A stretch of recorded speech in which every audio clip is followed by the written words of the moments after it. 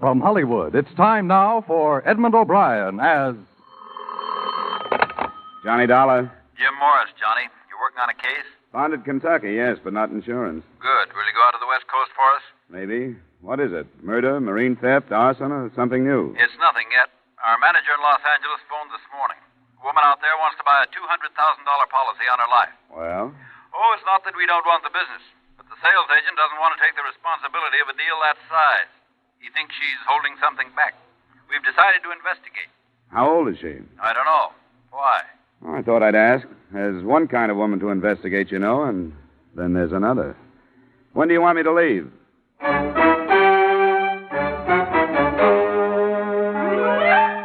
Edmund O'Brien, in another adventure of the man with the action-packed expense account. America's fabulous freelance insurance investigator. Yours truly, Johnny Dollar.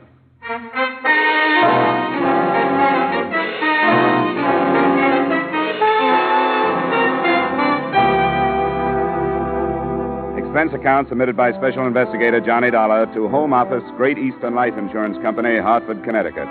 The following is an accounting of expenditures during my investigation of the Nora Falkner matter. Expense account item 1, $220 airfare and incidentals between Hartford and the Great East Building, Miracle Mile, Wilshire Boulevard, Los Angeles. The only apparent miracle was the fact that pedestrians crossed Wilshire constantly without getting killed.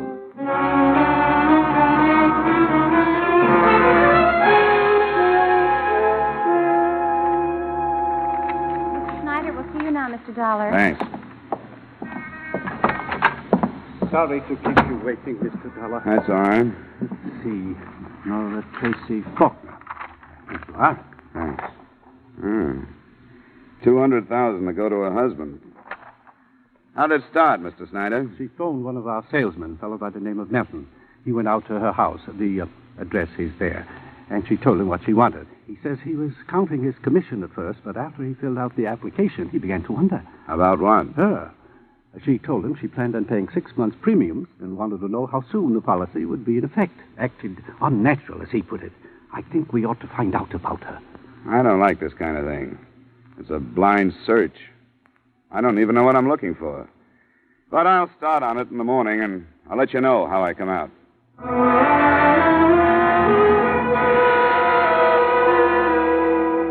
Expense account item 2, $3 cab fare. The usual way to start an investigation of this type is with the subject's neighbors.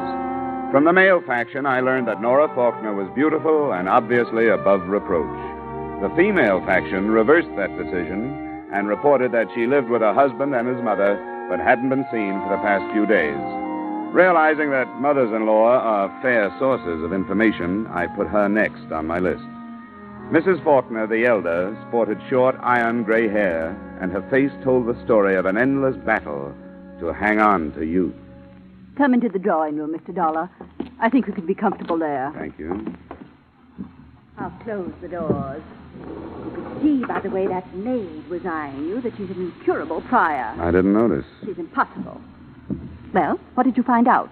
Who's she seen in Las Vegas? I beg your pardon? Nora, what did you learn? I'm her mother-in-law. Oh, yes, I know that, but maybe you have me confused with someone else. You want the detective? The maid announced you as an investigator. I'm an insurance investigator, Mrs. Faulkner. Well, then, you're not from that agency.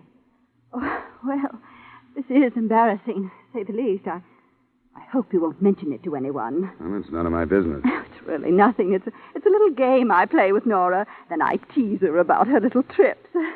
Please sit down, Mr. Dollar. Of course. I feel so foolish, but my daughter-in-law was mentioned when you came in, wasn't she? Yes, I did want to talk to you about her. To be quite honest, the company that hired me is a little uneasy about that $200,000 life insurance policy she applied for. Nora applied? Yes. You didn't know about her? No, I didn't. Of course, she never tells me anything. Why would she do a thing like that? She's a clever woman. There must be a reason. Who's the beneficiary, Mr. Dollar? Your son, Andrew. I see. Then I would say it's one of her unexplainable maneuvers, an attempt to regain Andrew's trust and affection. That's an odd thing to say. Nora's a strange woman. I know her better than anyone else does. Yes, better by far than my son, her husband. I understand how she rushed him into marriage while he was in a highly emotional state after he'd been inducted into the army. He was just 19. That was in 1942. I know the gay life she led while he was living in foxholes overseas and while he was convalescing here after the war. Mrs. Falkner, I realize that all these things seem very important to you, but... Mother, Oh, I'm sorry. I didn't know you had company. Come along, Andrew. You were told that I had company, and you know it. This is Mr. Dollar, Andrew, from an insurance company. How do you do, Mr. Falkner? Andrew, why do you keep things from me? What do you mean? Mr. Dollar is from an insurance company. Surely you know what I mean. No, I don't. Nora's new insurance policy. Why don't you explain what you're talking about, Mother? Nora applied for a $200,000 life insurance policy. You are to be the beneficiary. Didn't she tell you? She hasn't said anything about it yet. Of course she hasn't. There are a number of things she hasn't told you. I warned you before. Mother? Now, don't be angry with me, Andrew. Then please leave. As you wish, Andrew. You know that everything I do is or say is for you. Then leave. All right. Please control your temper. I'm sorry about this, Mr. Falkner. So am I. Is it true about the policy? About the application, yes. I don't understand it. I don't understand Nora. I never know what she's thinking. I blame it on Mother, her prying and suspicion. I blame it on that Star woman. Who? Nora doesn't think for herself anymore. She doesn't do anything or go anyplace unless this dame tells her to. Who's this? Oh, a spook, psychic, Madame Star. That's where this insurance idea came from. For a price, she'll tell you if Nora's a good risk or not. Where can I find her? Out toward Inglewood someplace, she runs a classified ad in all the evening papers. Thanks. I'm sorry to have caused you this. I really am. Oh, well, it's not your fault. Whose fault is it? Maybe everybody's.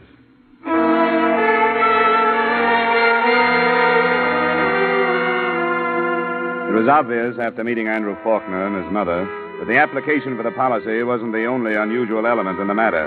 But on instruction from the company's Los Angeles manager, I continued my investigation. Expense account item 3, $450, transportation to the address of Madame Star, a one-story frame house with heavily draped windows and a sign outside that advertised advice.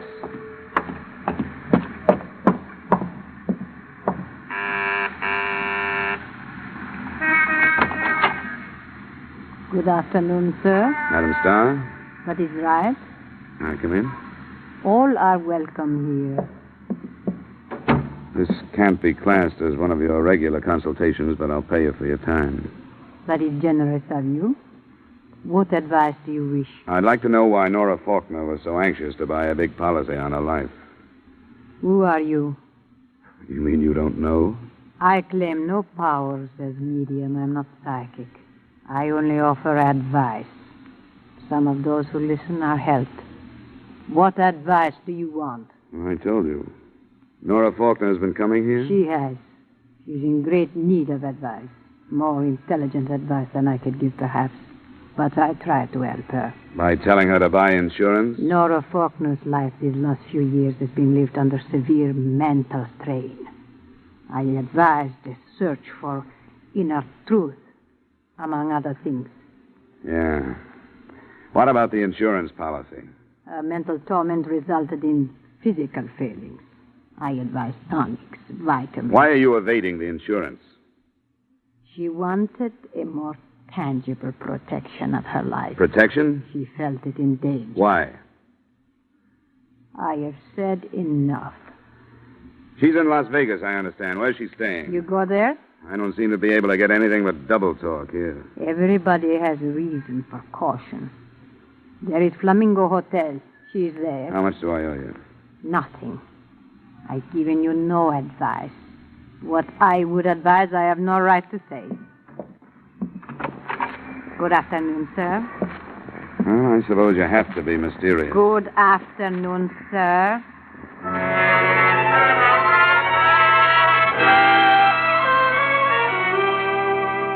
Expense account item 4, $450, return trip to my hotel. Item 5, $370, cab fare to an airport in Burbank. And item 6, $19.90, round trip to Las Vegas by way of Western Airlines excursion coach.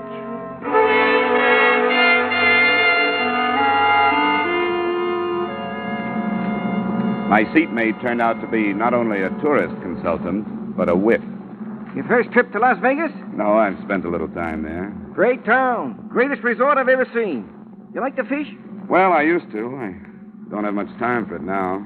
Always going to start again, you know how it is. Well, start on Lake Mead, believe me. Why, they got bass in that lake.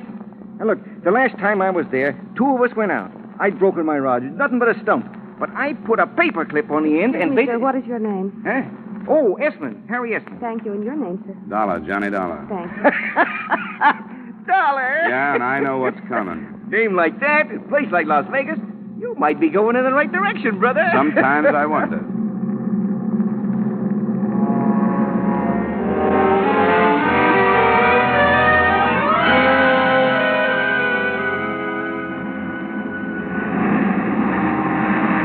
Except for Mr. Harry Esmond, it was a smooth trip. We eased onto the big desert strip, boarded waiting limousines, and 10 minutes later I walked into the lobby of the Flamingo Hotel. Mr. Gostein, please. Long distance. Yes, sir? My name is Dollar. I have a reservation. Long Oh, distance. just a moment, please. Yes, sir. You signed the register. Right. You have a Mrs. Andrew Falkner staying here, or Nora Falkner? Nora Falkner. Sheriff Wood. What's the trouble, son? Mr. Dollar just registered. He asked for Nora Falkner. Oh, he did, huh? Well, I'll tell you, Mr. Dollar. You may want to talk to her, but if she don't want to talk to you or anybody else, she can't. What's the matter? She must have had her dinner outside the main dining room. She's in the hospital. She's been poisoned.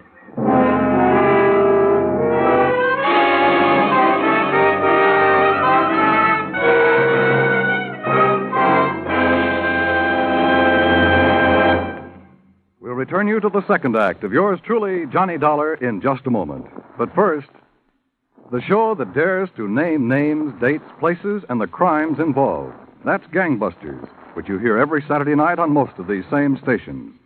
Gangbusters has been hailed nationwide as a great anti-crime series, where the men who tell you how to smash crime are police chiefs, sheriffs, and other law enforcement officers from America's cities and towns.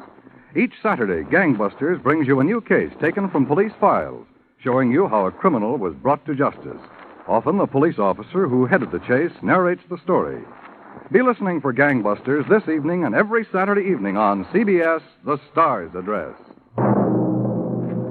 Now, with our star, Edmund O'Brien, we return you to the second act of yours truly, Johnny Dollar.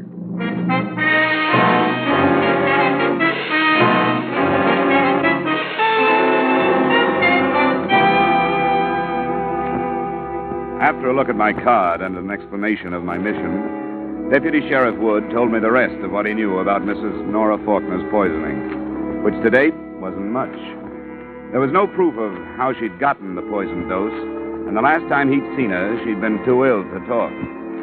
She was under her care of a personal physician who had accompanied her from Los Angeles. By the time he had finished, we were at the emergency hospital and approaching her room. I went through the usual rigmarole of notifying next of kin. Her husband wasn't in, but somebody said she was his mother and then fainted on the phone. She would. I expect her to be flying in here on her own wings any minute now. Is it? Yes? Oh, Sheriff. This man's an insurance investigator, Dr. Brooks. Meet Mr. Dollar. Hello. An insurance investigator. I'm afraid I don't understand. Well, I was looking into an insurance policy she wanted to buy. Oh, I see. How is she? Resting as comfortably as can be expected. Has she said anything about the poisoning? Yes, but I'd rather you heard it from her. Won't you come in? Thanks. After you, Sheriff? Sure, I'll tag along. Make it look official and learn how you city boys operate. Who is it, Peter? These men want to talk to you, Nora. I want you to tell them exactly what you told me. I don't want to talk about it anymore. Please, Nora. All right. I couldn't stand it any longer. I didn't want to go on. I wanted to die. You took the poison, Mrs. Faulkner? Yes. Not because I'm a coward. Because there's nothing about life that I don't hate. I don't want any more of it. Where is the poison? I destroyed it. Destroyed it? Why should you do that? I don't know. How can you expect me to know why I did little things at a time like that? I don't know. Peter, please, I don't want to talk anymore. I don't want to talk anymore. I think we'd better let her rest.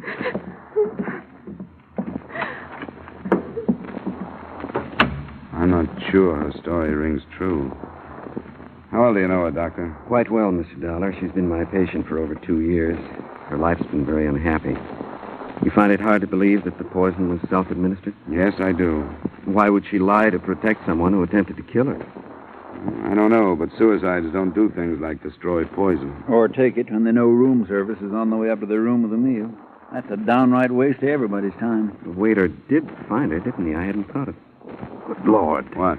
The vitamin tonic she was taking. The dose included one before her evening meal. Tablet form, or is it liquid? It's a liquid Hadacol. And the poison could have gotten to her that way. Where is it? Back at the hotel in her room. Do you want it? I think it should be analyzed. I can get it up to the lab in Carson City tonight by plane. All right. I'll show it to you.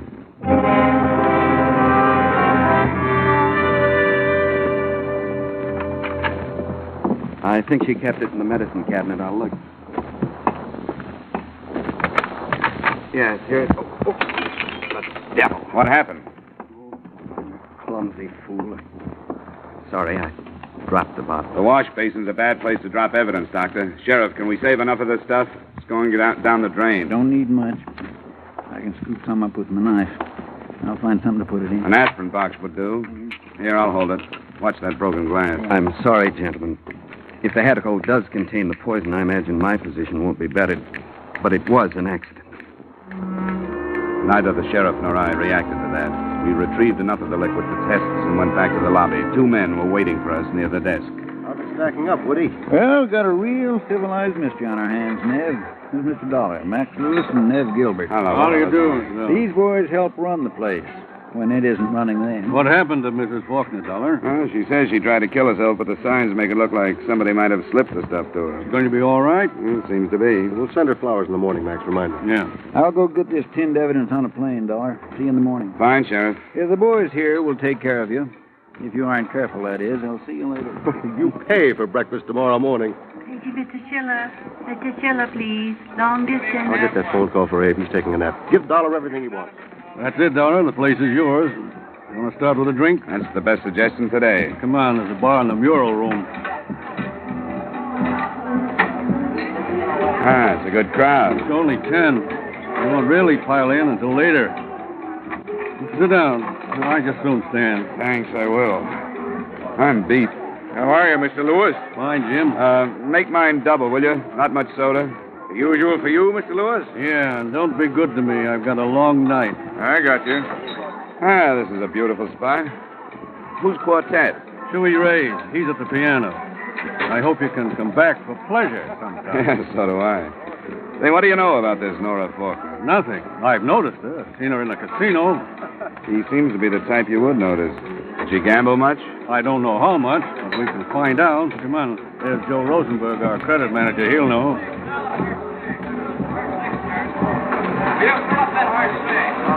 Hi, Max. This is Mr. Dollar, Joe. He's here looking into this Nora Falkner business. He wants to know how much she gambled. Oh, sure. I looked at her card right after I heard what happened. She signed to get a $500 check cash, so that's all she got. What do you mean, sign for it, Joe? That's our deal here. You put down what you think you're going to need, and that's all you can get. We don't want our customers getting hurt. Take you, for example. Keep them in cold, sober, and cash a check for $200. Then, a few hours later, with a flock under your belt and the $200 gone, you come back to me and say you got to have another $200 because you're going to break the joint. But you don't get it because we want you to wake up just hungover, not bankrupt. And all she had was $500. Right. And she's been here 3 days. She didn't look like she'd get into trouble over an amount like that. I guess not. But she was in trouble. That's the safest bet in the place.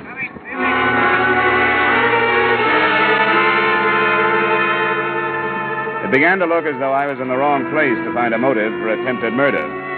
I talked to a dealer who remembered her, a bartender, and a couple of waitresses who linked her with Dr. Brooks, but none of their statements led to anything. And then, a little past midnight, Andrew Falkner and his mother arrived. I met them just inside the main entrance. Mr. Dollar, I didn't expect to find you here. The insurance company wanted me to follow it through. What has happened, Mr. Dollar? Your wife will recover.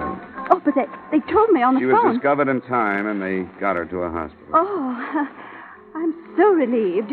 We haven't been friendly, but when they called, I can't tell you how shocked I was. You've seen her? Yes, I've seen her, but you won't be able to until morning. What did she say? How does she explain this? She said she hated life and didn't want any more of it. I see. I suppose she mentioned me. Well, she didn't mention anybody. Not even her doctor? He was with her. Yes, I should imagine he would be. Well, I am relieved. Scandal and difficult decisions to come notwithstanding. What is your room number, Andrew, dear? 302. And I'm in 117. In case you need us for anything, Mr. Dollar. I don't think I will, Mrs. Falkner. I'll probably see you in the morning, and I hope you have a good rest.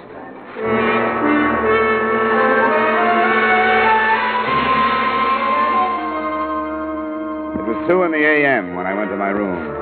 In spite of a number of rye and sodas and an exhausting day, I took a shower and some deep inhalations of desert air before I began to unbend. I propped myself up in bed with a magazine and was almost asleep when my phone rang.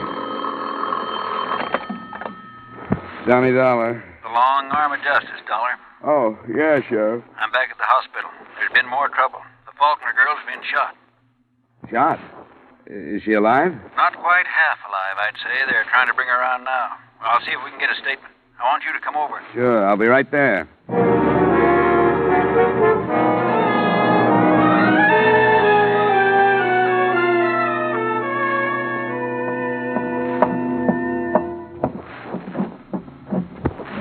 She's gone, Dollar. Is that all? She was conscious for a minute or so. She named her husband. How did it happen? It wouldn't have if it wasn't for that personal physician of hers. He'd been in the hospital room tonight. The light was on. He went out to get some coffee, he says, and the husband came in. Where's Dr. Brooks now? In her room. Might as well hear what he has to say. Falkner went through the window there, getting out.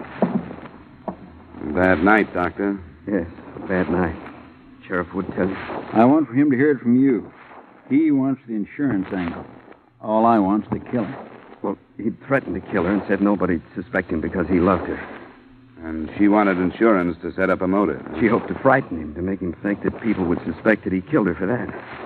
Why didn't you tell us these things? I didn't know. She told me the truth after I'd come back from the hotel. I told her you were sending the hedicle to the laboratory. She said she didn't want to press, that it wasn't his fault, that his mother had driven him to it, that she wanted to give him another chance. And he had that chance. How did he arrange it? I saw him in the morning in Los Angeles. He'd have to be here. She said he was for a short time, in the afternoon. Then he flew back. A detective had found out that I was here with her. And that was Mother's work, too. He evidently arranged the poison when she refused to go home with him. He was deranged, a war casualty. Nora was terrified of him, but still she defended him. She's dead because she had a blind hope that the poison attempt would do something to him, that he'd get better and understand what his mother was... I'm sorry, gentlemen. Yeah, you should be, Doc. If you'd phoned us when you got her story, she wouldn't be dead. But I didn't know. I've had enough, Sheriff. I didn't know he'd come back.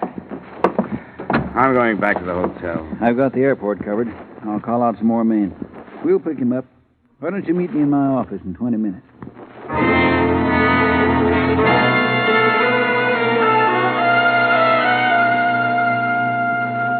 This kind of thing I'll leave to you outsiders. We haven't had much experience with this stuff. Did you talk to the mother? Yeah, I talked to her. She admitted a lot of lies. She wanted to get the girl away from her son, but couldn't understand how he could have done this. Well, how do we find him? We sit here and wait. Las Vegas is a bad place to get away from. There's one highway in and one highway out, and I've got roadblocks on both. No other roads? Oh, there's some roads. But this is the desert. He can try 'em, but he'll find out that roads are like everything else on the desert. They go so far, and then they get tired and stop because they ain't getting any place. And we wait for a radio report. It might take some time, but it'll come. A lot of things to fight out here. Outside of town, you couldn't get a drink for $1,000. It's so dry. One old-timer they tell about got hit by a drop of water, and they had to pour a bucket full of sand in his face to bring him to. What time is it? 7:30 a.m. Even today, that sun's going to be hot enough to fry a steak. If he don't come back, it'll be because he can't make it. Come on, stop it, will you? You know, they tell about a coyote chasing a jackrabbit. Coyote was starving to death, and the jackrabbit knew it, but it was so hot they were both walking. Sure. Why, by noon, this killer of yours will be willing to crawl into the electric chair to cool off. I didn't believe him until just afternoon. Then the report was not by way of radio. We got a phone call from a railroad section house southwest of town. A stranger fitting our description had been seen.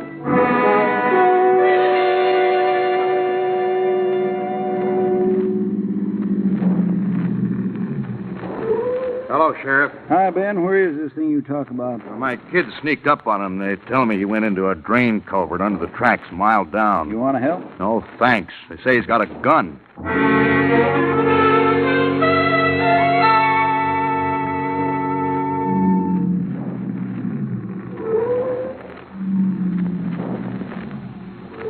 Nope, that's it. A couple of you men cover the other side of the tracks. Okay, ready. Now, that first wash feeds into the culvert. We'll stay next to the embankment.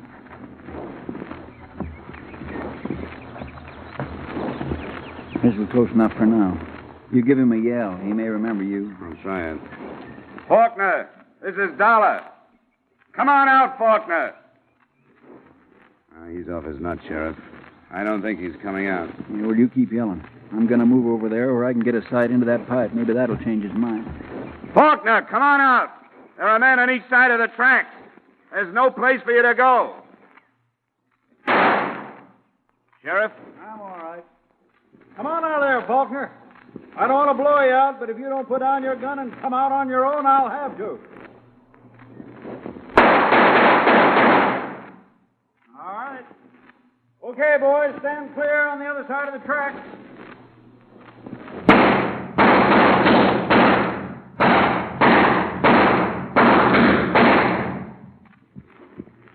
Falkner? You don't expect an answer, do you, Sheriff? No, guess not. Poor cuss. Who carried his life insurance, you know?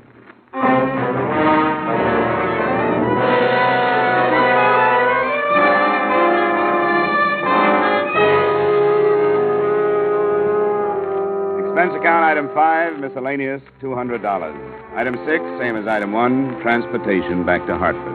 Expense account total, $1,120.40. Remarks? Mrs. Falkner collapsed when she received the news. She hadn't recovered by the time I left, and I was glad I didn't have to face her again. Her son was guilty in fact, and I'd seen him killed because of it. That was bad enough. But not as bad, I thought, as watching her start life again, alone and knowing that the guilt was really hers. Yours truly, Johnny Dollar.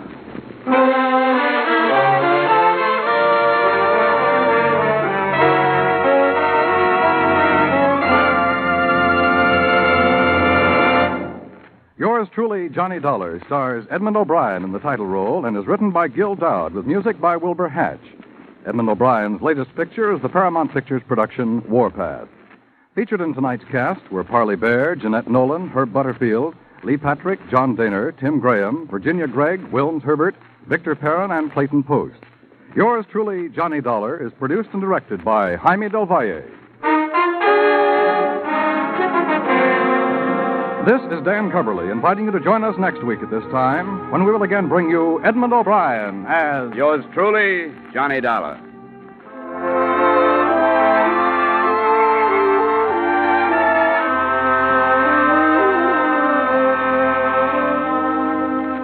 Are you ready to sing it again tonight? You'll find a whole hour full of the day's popular music sung by Alan Dale, Bob Howard, Judy Lynn, and the Riddlers. The Phantom Voice is a puzzler, but some CBS listener will win $5,000 in cash. Now stay tuned for Von Monroe's Caravan, which follows immediately on most of these same CBS stations.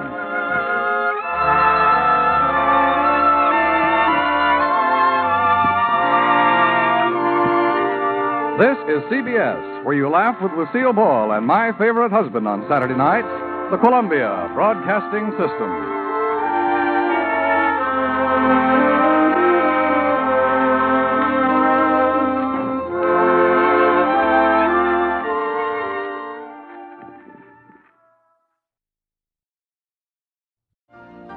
You've been listening to the OTR Gold Network. Find more classic radio at otrgold.com.